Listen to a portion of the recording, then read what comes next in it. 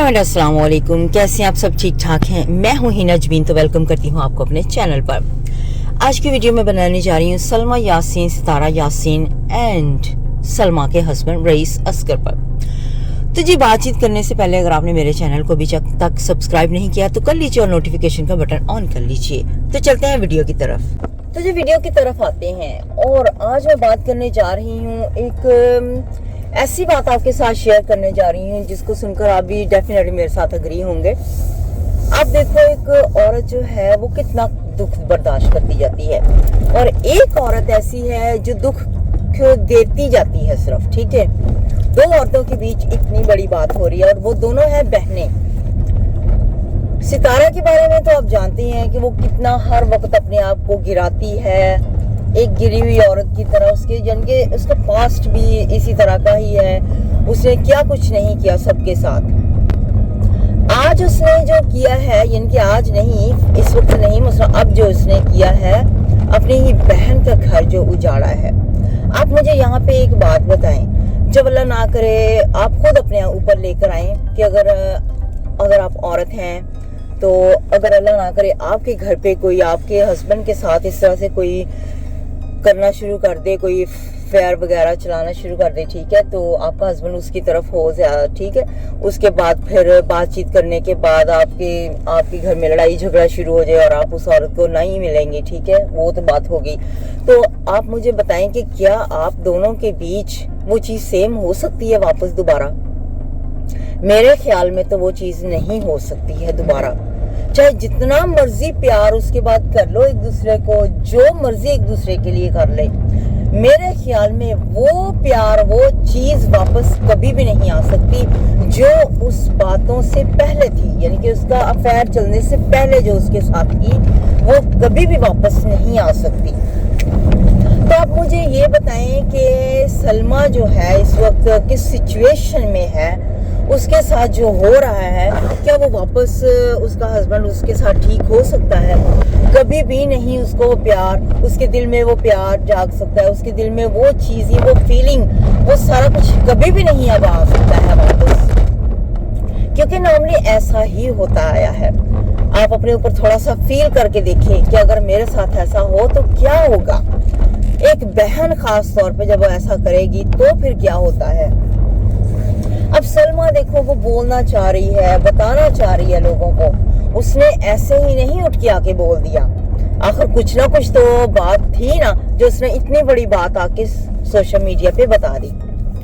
अब उसका हस्बैंड, जो आप नोट करें कि जब उसके हस्बैंड ने इतनी सारी बातें आके, इतनी धमकियां रिएक्शन वालों को दे दी, इतनी सारी बातें कर दी हैं, तो क्या वो अपनी बीवी को नहीं कंट्रोल करना चाहता होगा? क्या अपनी बीवी को धमकियां नहीं देता होगा?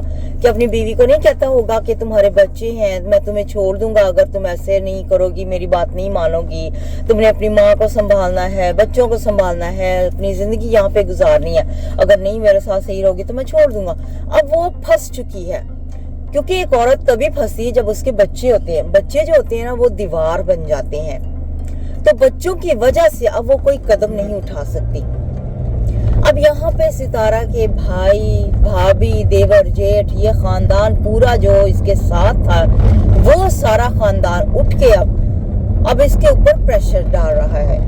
अब सलमा जो है वो बहुत ही प्रेशर में आ चुकी है। अब इसका मुंह बंद किया जा रहा है, क्योंकि ऑब्वियसली इमोशनली ब्लैकमेल इसको किया जा रहा है, धमकियां दी जा रही हैं, तो इस वजह से ये अब कुछ बता नहीं सकती। लेकिन जो समझदार होते हैं वो इशारा समझ लेते हैं।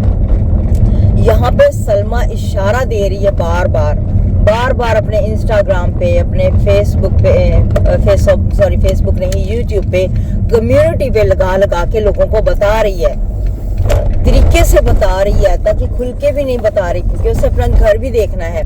आज अगर वो कोई कदम उठाती है, सच बताती है दुनिया को, तो उसका घर बिल्कुल खत्म हो जाता है।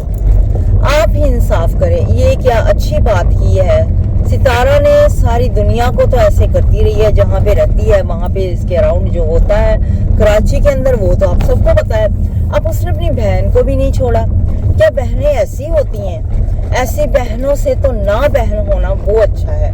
इस तरह की बहनें जो होती है ना, वो दुनिया से उठी जानी चाहिए, जो दूसरे का घर खराब कर दे। इस तरह की बहनों को ना कभी इंसान अपनी बहन समझे ही ना। नहीं होनी चाहिए ऐसी बहनें जो अपनी बहन का ही घर जाके खराब कर दे। क्या इसके पास आदमी नहीं है, इसके पास शौहर नहीं है? वो शौहर जो अपने आप को मर्द कहता है कि मैं मर्द हूँ, मैं साबित कर दूंगा फेसबुक पे, ये यूट्यूब पे, इंस्टाग्राम पे, पूरे सोशल मीडिया पे मैं साबित करूंगा कि मैं ना मर्द नहीं हूँ, आ जाओ जिसने आना। ये उस तरह का खानदान है ये, जो कि अपनी बहन को नहीं इसने छोड़ा। तो ये बहुत ही इसने गलत किया है।